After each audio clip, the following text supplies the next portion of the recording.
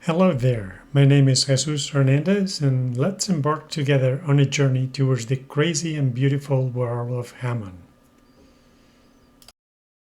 I will help you understand the meaning of the word Hamon, as well as a little bit of the history of the Japanese sword, the Nihonto, as it pertains to understanding of the Hamon. But primarily, I want to talk to you about the factors that influence Hamon in your shop. How can you control those factors to get a better result? And finally, I will show you some examples of clay coatings that you can use for your own reference. The Japanese word Hamon consists of two different characters, ha and mon. Ha is the edge of the blade. Mon is a design, a pattern. Let me help you visualize this.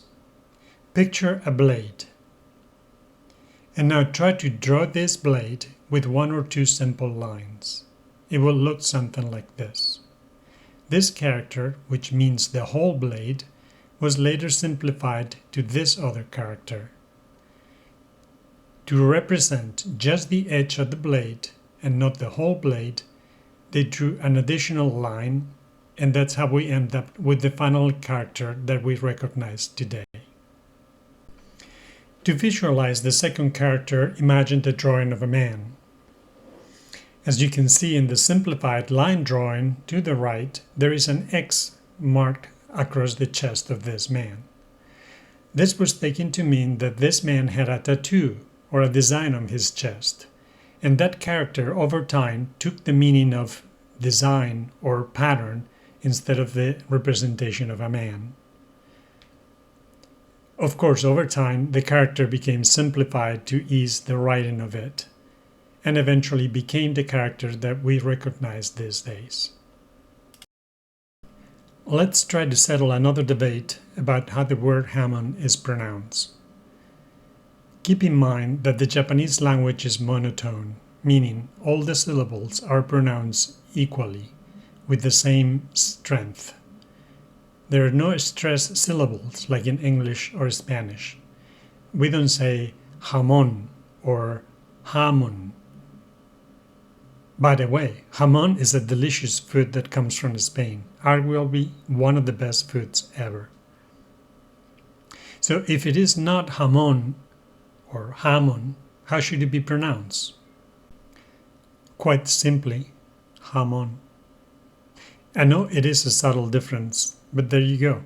Now you know how to pronounce it. Strictly speaking, Hamon is the visible pattern on the blade, which once revealed by the polishing, is characteristic of the Japanese style blade. It represents the transition between different crystalline structures in the steel, and it is one of the most important appraisal features of the Japanese sword.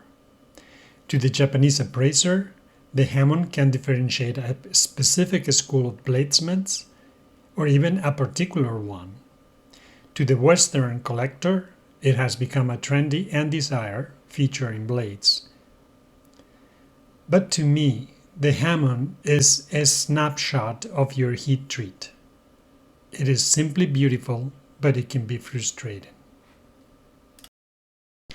A Japanese sword collector or an appraiser will look at a sword to establish its value.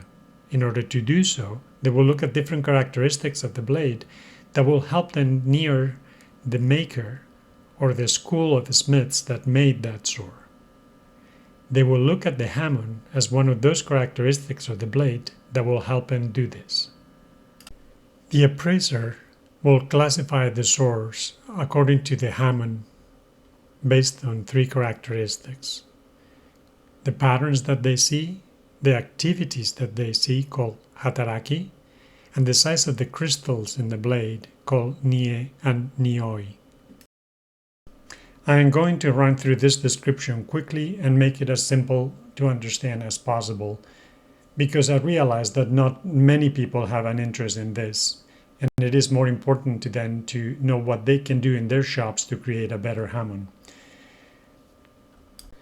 So looking at the patterns of the Hamon, the Japanese sword appraiser will determine three different styles.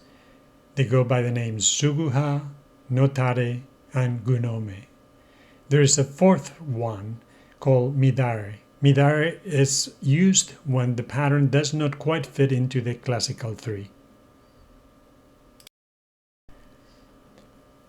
Let's look at the first pattern, the sugu-ha pattern. But first let me explain what the drawing is about. You see a series of lines that represent the blade. The top single straight line is the edge of the blade. At the bottom you see two lines that represents the spine of the blade. And then there is the shaded area, which represents the softer steel, and the white area above it, which represents the harder steel. The sugu-ha pattern is a straight line, as simple as it can get. The second type of pattern is called notare, and it represents a wave. And finally, the third type of pattern is called gunome. It is a sawtooth pattern. When the pattern doesn't fit either the straight line or the wave or the sawtooth pattern, then it's called irregular and goes by the name midare. There is a legend about the sugu-ha pattern, a myth if you will. And this myth says that a blade made with a sugu-ha pattern will outcut any other blade. I don't think this is true, of course. I've cut with many blades when I practiced the meshigiri, and the pattern of the Hamon does not have any effect on the ability of the sword to cut. Other factors are way more important. But one thing is certain to me. A blade with a Hamon provided the warrior that wielded it a significant advantage over a blade that was through hardened. A blade that is through hardened could break in two in combat, leaving the warrior defenseless. A blade with a Hamon might chip at the edge, but not usually break in two. A smarter smith back in the day figured out that if he created further extensions of the soft steel of the spine into the hard steel of the edge, which were later called ashi lines or legs, it will help prevent the chipping of the blade from propagating through the entire blade. This was a smart idea that took hold and became part of the Hamon as a characteristic that will identify different types of blades. The ashi lines can be straight down or could be slanted one way or the other, and they are called then saka ashi. A sword appraiser uses those lines to help identify different schools of swordsmiths. The classic three patterns of the Hamon can be further subdivided. For example, the wave pattern that you see here can have a big wave, and then it's called o notare, or a small wave, and then it's called ko notare. The sawtooth pattern can also have variations. For example, if the teeth are small, then it will be called ko gunome. Or you have irregular teeth with legs, then you will call it gunome midare with ashi. Eventually, one of the gunome patterns evolved to have a visual resemblance to choji cloves, and because of that it took its name, choji pattern. It represents certain schools of smiths, and you can have a ko choji with little cloves, or the standard choji Hamon, or big choji, which is called o choji. I want to review here three patterns just for the sake of it. The first one on top is called Sanbonsugi. It translates to three pine trees, and it is a particular type of gunome pattern where there is a repetition of a three-peak pattern.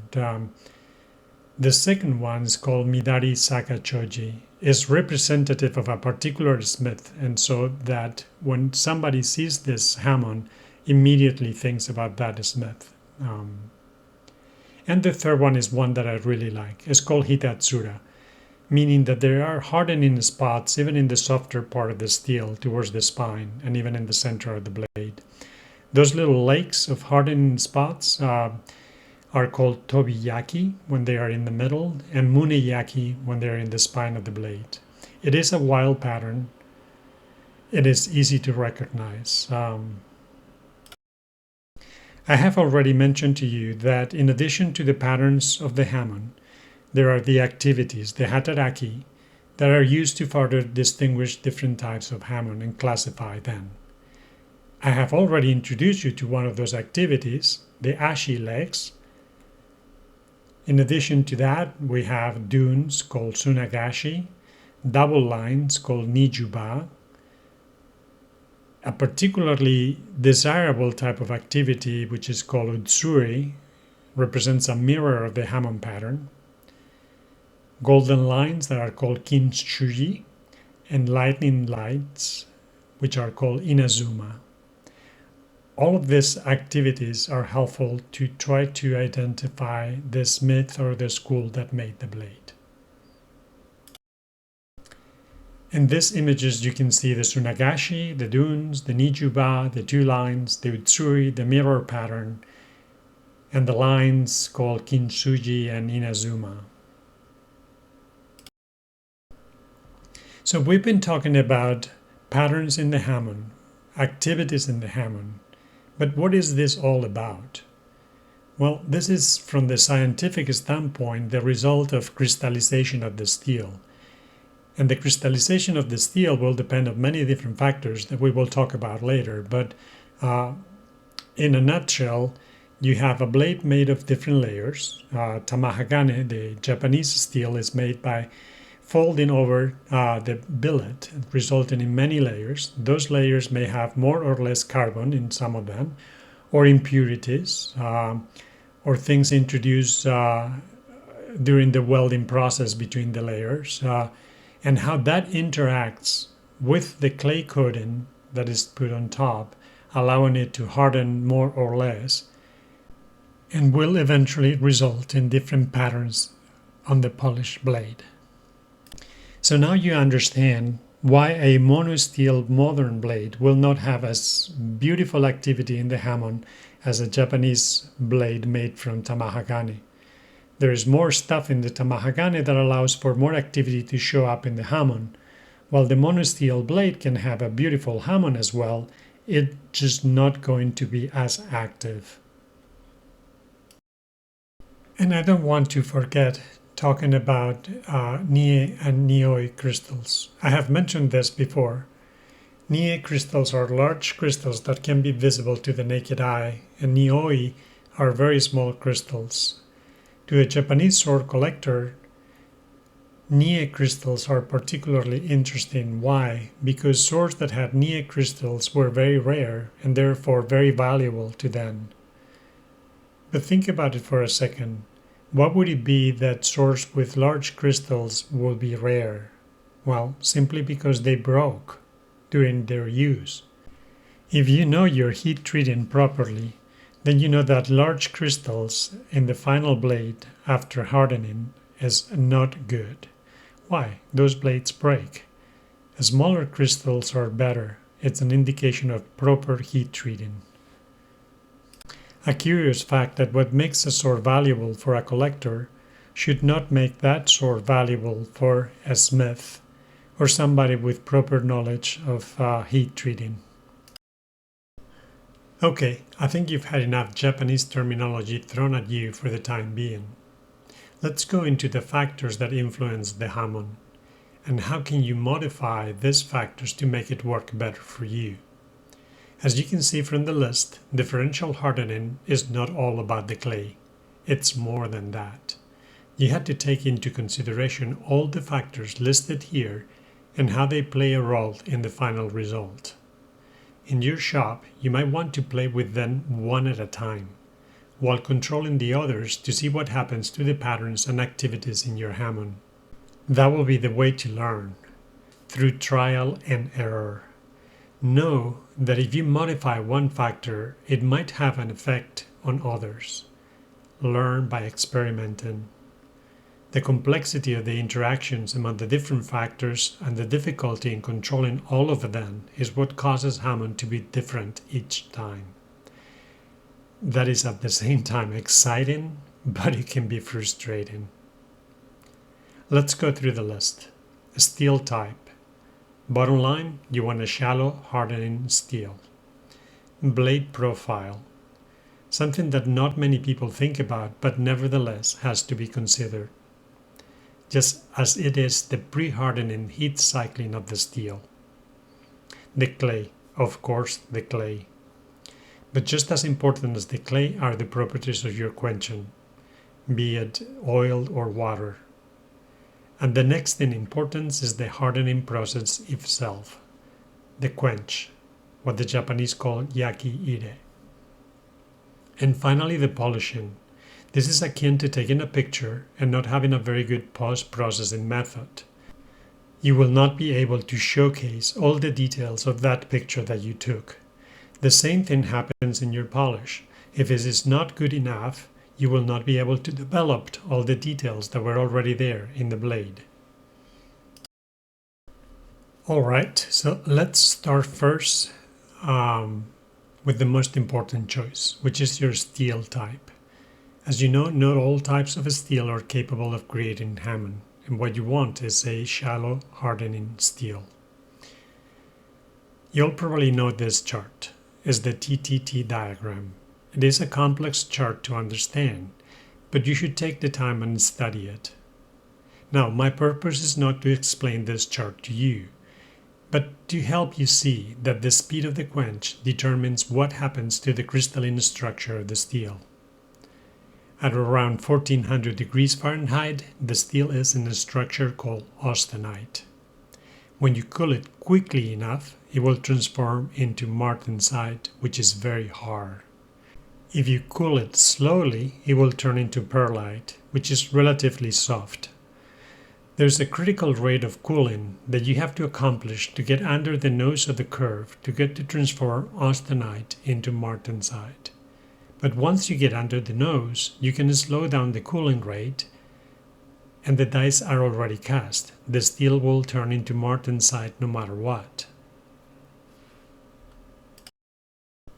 Let's look at this visually. I added 3 red lines to help you see what I mean.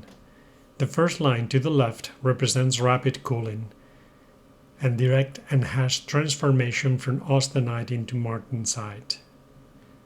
The line to the top and right represents slow cooling and transformation of the austenite into pearlite.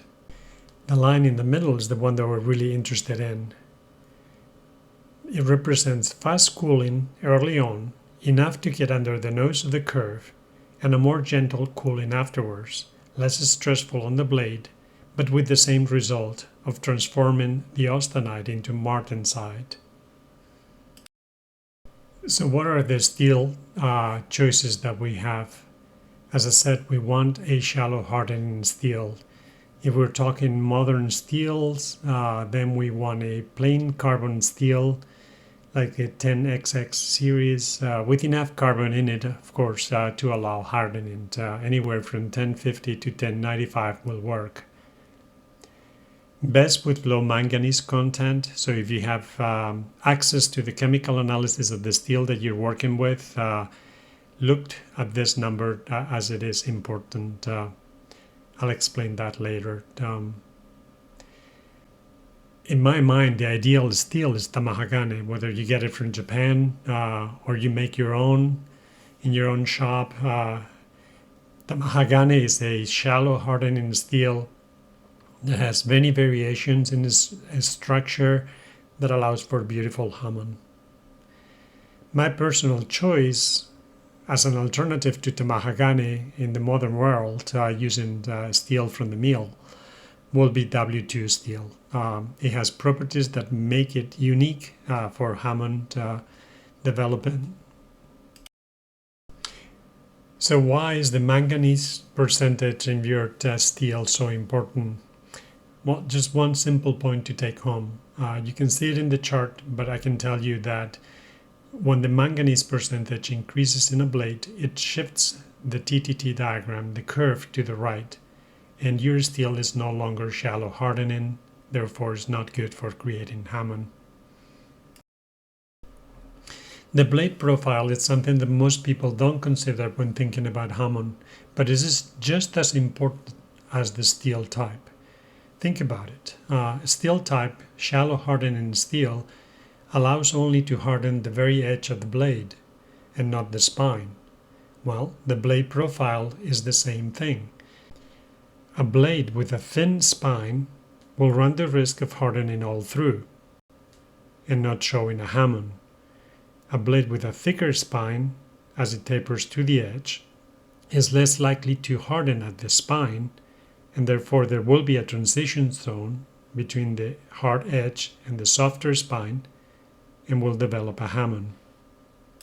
In other words, the height of the Hamon, or how high it goes into the blade from the edge to the spine, will be determined by the shallow hardening of the steel and by the thickness of the spine, otherwise the blade profile, the blade cross section. Other factors such as the austenizing temperature and the soaking time at austenizing temperature and the speed of heat extraction from the blade during the quench will also play a role here. So why is the pre-hardening heat cycling of the steel important? Well, because it determines the hardenability of the steel, which is what Hamon is all about, hardenability, if that is a word. Let me explain. So if you take a blade that has been just forged and not cycled in any particular way, there are stresses in that blade from the hammering, the heat cycles during the forging. Some of them are very high temperatures. In other words, the structure, the internal structure of the steel, the crystalline structure is a mess. You have large crystals, small crystals, all kinds of things in between. If you heat cycle the steel just after you forge it to refine the grains and make it smaller again, then you're changing the hardenability of the steel. Large grains means that the steel will be more hardenable. Small grains will be less hardenable, and that's why this is important. You know that large grains are not good in a blade because they affect the performance of the blade. Large grains means that the blade is likely to break. Small grains, more refined, are better, but not only because it affects the performance of the blade, because it affects the development of Hamon as the steel becomes less or more hardenable. And the clay, of course the clay. This is what everybody thinks about when thinking about differential hardening or Hamon. Most people understand that the purpose of the clay in coating the spine of the blade is to prevent the cooling of the spine, therefore allowing it to transform from austenite into perlite, while not putting clay on the edge of the blade allows the quenchant to take the heat from the edge and transform it quickly into martensite. And that is true, but allow me to introduce you to a shocking new concept. Clay can also speed up the heat extraction from the blade, therefore allowing it to transform into martensite and harden. And you will say, well, how the heck is that possible? Well, let me introduce you to the work of a Japanese gentleman by the name of Inoue. Many years ago, he did a study covering a blade with clay at different thicknesses and comparing the hardenability of the steel to a bare blade without clay. You have the description of the study below and in the chart, and you can pause the video and study it in detail. But let me summarize what he found. What he found was that if you have a blade with no clay at all, it will cool down slower than if you add a little wash of clay on the surface of the blade. Therefore, in this case, adding clay does not slow down the cooling of the blade. It speeds it up, but it has to be just a wash of clay. That is faster than having a bare blade. Now, as you add more thickness to the clay that you add onto the blade, then you do slow down the quench as expected. But just for that particular instance, when you just add a wash of clay, the situation is different. And this is why you see that the Japanese smiths cover their entire blade with clay, not just the spine, the entire blade, from the edge to the spine. They only add a little wash of clay to the edge, and they add thicker clay to the spine. The effect of the thicker clay in the spine is to slow down the quench and transform into perlite. The effect of the thin wash of clay on the edge is to speed up the quench and transform it into martensite, better than if it was just a bare blade at the edge. Does the clay type matter? Nah, not really. We thought it did when we first started experimented with differential hardening and clay coating before the year 2000. Now I'm dating myself. Well, in those days, we thought that the composition of the clay was important. We added iron filings, all kinds of different chemicals, thinking that it will make it better. But the bottom line is it does not matter. What you want of the clay is to use a refractory clay and a clay that smears easily on the blade and sticks to the blade well. You don't want anything gritty or clumpy, and you don't want something that peels off too easily as it cools down and hardens. The clay layout, on the other hand, it's very important because, of course, depending on how you lay the clay, thickness, design, you get different Hamons, and that's part of the beauty of it, and that's what you should experiment most with. The quench choice is just as important as any of the factors that we had mentioned earlier. There are different types of quenchants. Some of them are faster, better at extracting heat from the blade during the quench, like brine and water. Others are slower, like the oils, especially the natural oils like canola or peanut. But you have commercial oils that closely approach the speed of water in extracting heat from the blade, like Parks 50. My personal choice for a stunning Hamon was always to work with water, whether if I was using my own homemade tamahagane or I was using a modern steel like W2. Water always makes a great Hamon, better than oiled. But it comes at a cost. My success rate was maybe 3 in 4 blades, meaning out of every 4 blades that I quench, 3 will survive and 1 will break during the quench. And that's not bad at all, because I recall when I started, out of 10 blades, 1 will survive and 9 will break. But if you want to avoid that risk, then use Parks 50. I've never had any blade break using Parks 50. And the Hamon, although not as stunning and as active as with water, is close to it. You may want to pause the video here and look carefully at this chart. It shows you the cooling rates for the different quenchants. Brine being the fastest, water following closely after it, and then an accelerated oil like Parks 50, normal vegetable oils, and then polymers. Polymers are very complex. They can be tailored to your needs, but they're very difficult to upkeep, so I never use them. Of course, the curves that I just showed you can be shifted to the left or to the right, making the quenching more effective or less effective. There are 2 factors that you can control that will do that. One of them is the temperature of the bath, and the second one is the agitation of the bath. If you warm up or heat up the quenching, or you agitate it, stir it, you make it work faster. So what's the deal with water? If water is the preferred quenchant to create the best Hamon, why water is so misbehaved? Well, water boils at a relatively low temperature, and that's create a very stable vapor jacket phase, meaning when you put in the blade at 1400 degrees into the water bath, it immediately creates a vapor jacket around the blade. This jacket insulates the blade, meaning it keeps the water in the bath from touching the blade and extracting the heat, which is what you want to do. The quicker you break that vapor jacket, the quicker you get to extract heat from the blade, which is what we want to do.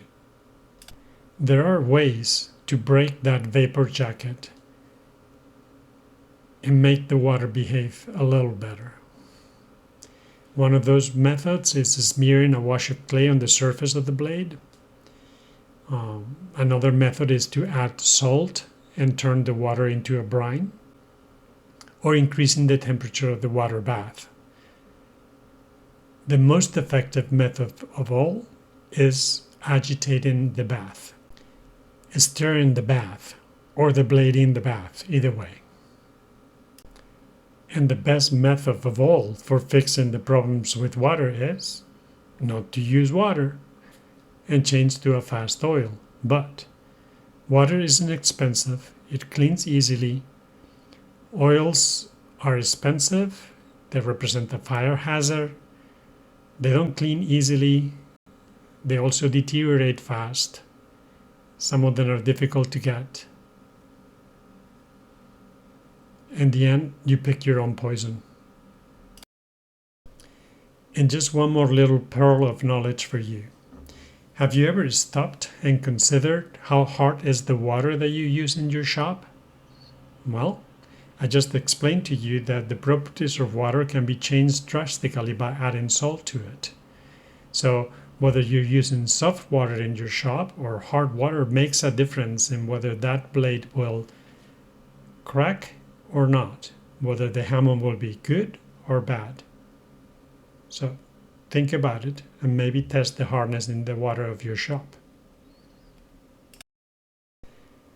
The next big factor that I want you to consider is the hardening cycle, your quench, what the Japanese call yaki-ire. There are different phases to this cycle, but the main points to keep in mind are the austenizing temperature, the amount of time that you keep that blade at austenizing temperature, and then after that, how quickly you put it into the bath, and the position of the blade as it enters the bath.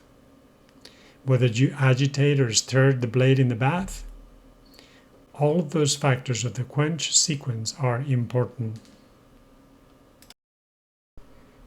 The austenizing temperature is important because it determines how much carbon goes into solution. And the austenizing time is important because it determines how evenly distributed that carbon is. This matters when you're dealing with an hyper-eutectoid steel. You need to match the austenizing temperature and soak time to the type of steel being used and the crystalline structure in which that steel is in prior to quenching. You have to consider how you want to deal and manage the excess carbon, about 0.6%, and the headaches that it might cause you. And since I am not a metallurgist, the headaches that it will cost me and you if I try to delve deeper into this. One easy factor that you can play with is the blade position as it enters the quench tank. Same as talking about whether you're using a vertical or a horizontal quench tank. If you have watched videos from the Japanese, they have always used horizontal quench tanks and they always go edge first into the tank. Well, let me tell you that it does matter when using Parks 50 whether you're using a vertical or a horizontal quench tank, and whether you're going in spine first or edge first. The portion of the blade, whether the spine or the edge, that first touches the quenching is the one that gets cooled faster. And it will have funny interactions in the cooling rate of the rest of the blade and interactions with the clay layout, and will result in different Hamon, not only Hamon, but the curvature of the blade. These are complex interactions that depend on timing and sequence and milliseconds, and it's hard to predict, but you had to experiment with them for yourself. The results could be very interesting. from a stunning Hamon to a dull Hamon, from a blade that curves towards the spine or a blade that curves nose down towards the edge. This is my personal audio guide to the 3 stages of quenching. The stage 1, which is the hissing stage and the formation of the vapor jacket. Stage 2, bubbling and the breakdown of the vapor jacket. And stage 3, which is the quiet stage. You wanted it to be quiet. You don't want to hear anything at all during this stage. Because if you hear something, then you go into the optional 4th stage, tink, or 5th stage, tink, tink, tink, and that's not good news. Your blade is done. Sorry about that. I was just kind of joking, but it is the reality of it. A more scientific way to look at the stages of hardening, more than my feeling and hearing stages, is as follows. That hissing stage, which represents the blade entering the water and immediately boiling the water around it, creating the vapor jacket. That steam blanket of vapor that is formed around the blade actually prevents contact with the water, blocking its cooling effect and creating of all kinds of stresses in the blade. Then that blanket is discharged in the next stage, moving to a more dramatic bubbling that I described earlier. That bubbling can be felt in the hand that is holding the tongs that hold the blade. Heat extraction is very dramatic, but even more so in the 3rd stage. This is the quiet stage, the one that you want to remain quiet. During this stage, the water freely contacts the blade and extracts heat by convection, which is the most effective way of extracting heat. Any sound during this stage is a bad thing. For the metallurgist in you, the 1st stage is called vapor formation. Water boils at 212 degrees Fahrenheit and oil at 375 to 450 depending on the oil. Water is worse at vapor formation because it has a longer vapor phase. The next phase is vapor blanketing. This insulating vapor jacket occurs at the critical cooling temperature between 1000 and 900 degrees, right at the nose of the curve of the TTT diagram. The next phase is vapor discharge, and the transition to nucleate boiling occurs at the edges and rough spots in the blade first. That's why the wash of clay on the blade will favor this stage and transitions the vapor jacket quickly to the vapor discharge. The final phase is conductive cooling. The blade is in touch with the water and the cooling is aided by convection currents in the liquid. This phase you do want it to go slowly, even though it's a very fast cooling rate. This is where the martensitic transformation occurs. And this is just a visual interpretation of what we had just discussed. You can see the different phases the blade goes through: vapor formation, vapor blanketing, vapor discharge, and finally convection cooling. And you can pair that to the TTT curve and the cooling diagram. It's worthwhile to just pause the video and study it for a little bit. It might help you understand the process. But for an even better visualization, let me show you a series of pictures of a quench. In this first image, you can see that the blade is entering the water, is already nosedive, meaning it's taking a reverse curvature because the edge has cooled down very fast and shrunk, pulling the blade into that reverse curvature. The vapor jacket is already visible. You can see it particularly in the line where the Hamon will be, the transition between the clay coating and the edge, which is free of clay in this case. There are bubbles along that line.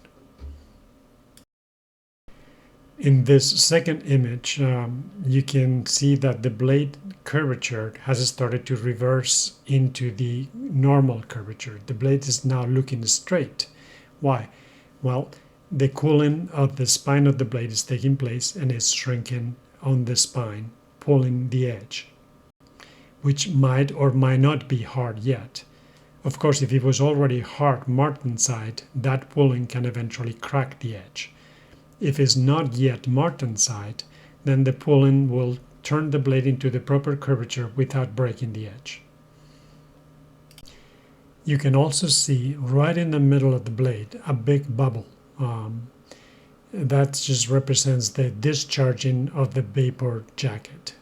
There's very little of it yet left, but you can see that there are some bubbles trapped exactly in the line where the clay layout was put down on the blade. That gives you clues as to what that clay layout will do for the final Hamon, as it retains some of the bubbles of the vapor jacket. In this third image, the blade has started to take on the final curvature, the normal curvature with the nose up, and the vapor jacket is completely gone. You can see clearly now the clay layout because there's no more bubbles around it. In this fourth image, you can see something new.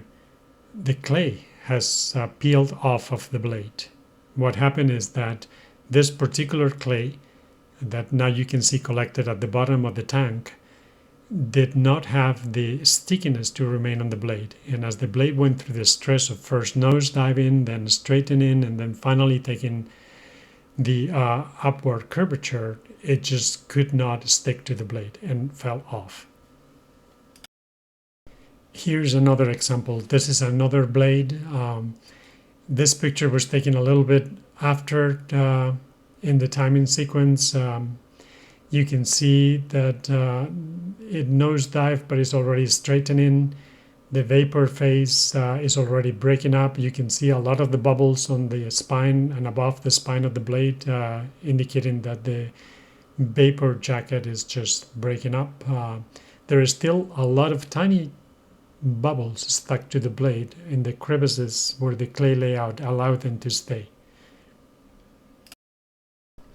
This second image is a little bit farther down the road, but not much. You can still see a lot of bubbling above the spine of the blade as the vapor jacket is breaking up and leaving the blade. Very few bubbles are stuck to the blade and the blade is almost straight.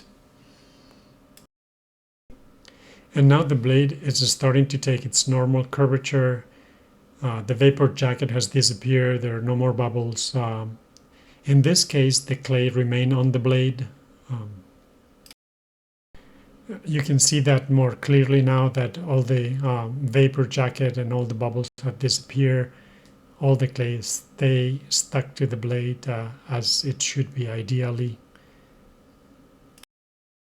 And this image is to show you those bubbles that I was talking about before. You can see that there are certain areas in the blade where the bubbles remain. The clay has a lot to do with this, the clay layout and the roughness of the clay.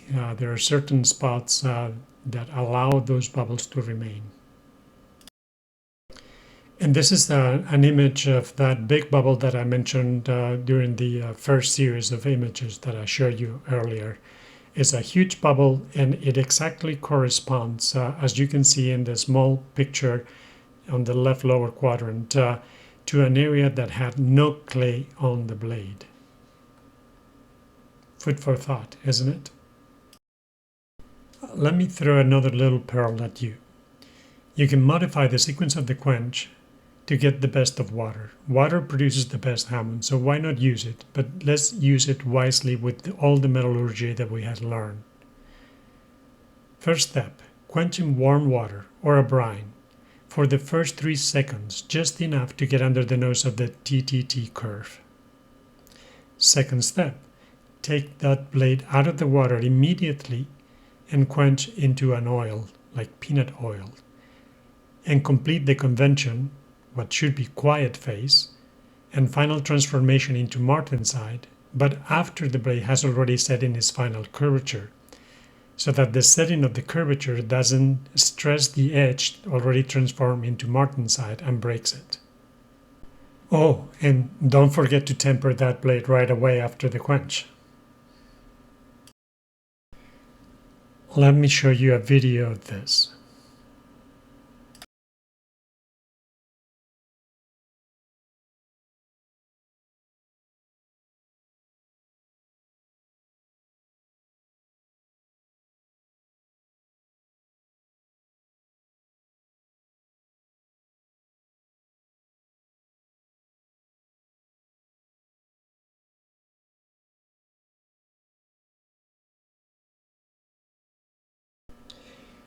And let me go back to the importance of agitation or steering.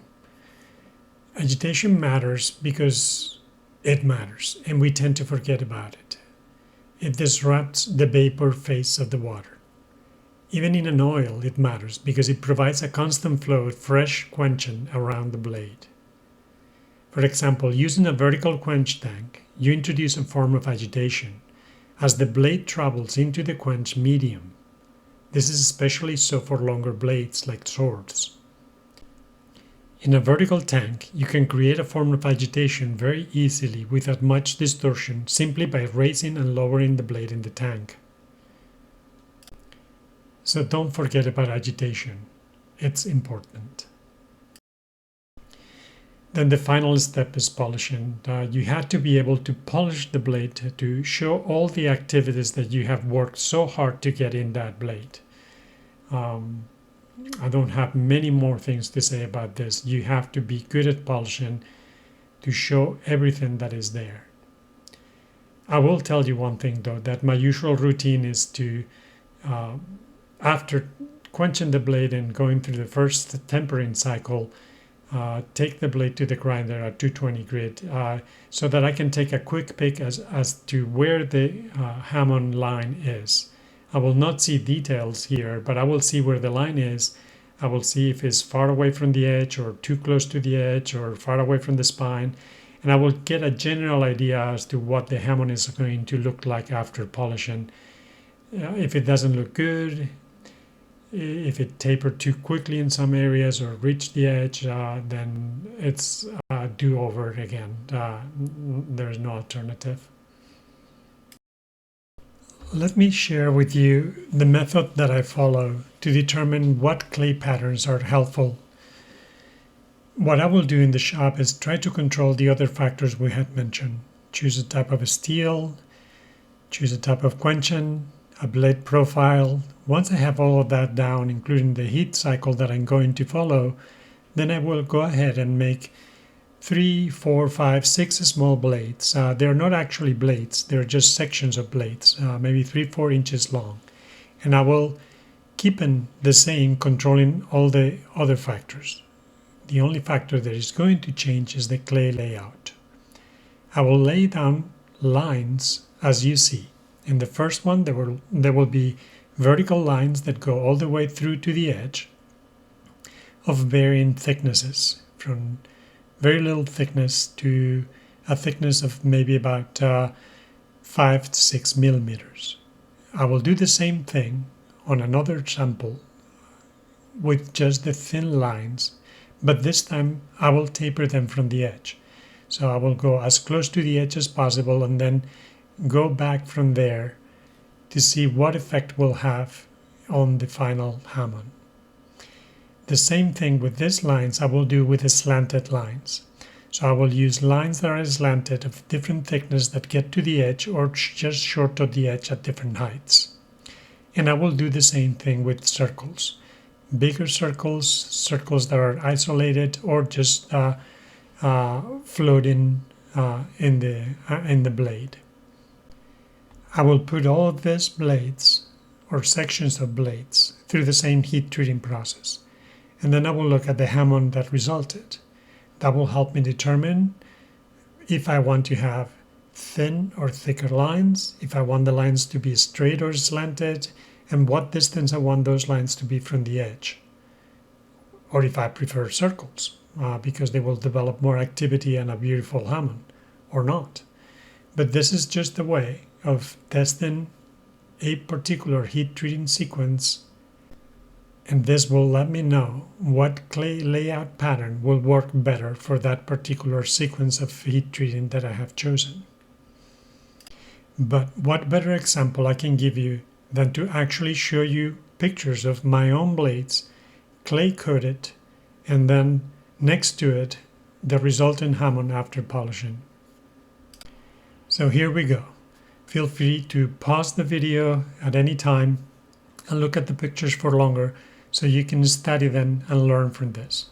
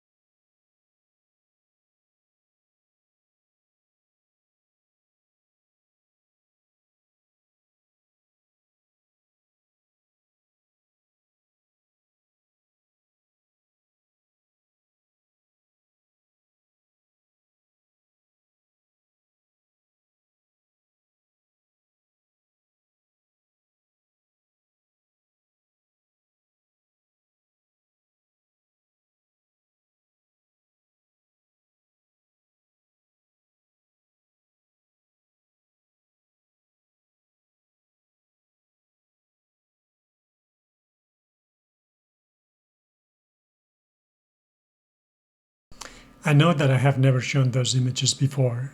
It was a trade secret in a way for some time. But it's past that time, and it's time for people to learn from my own experience, and this might be helpful to some. So I hope it is. Thank you for watching, and now get back to your shop and start experimenting a bit.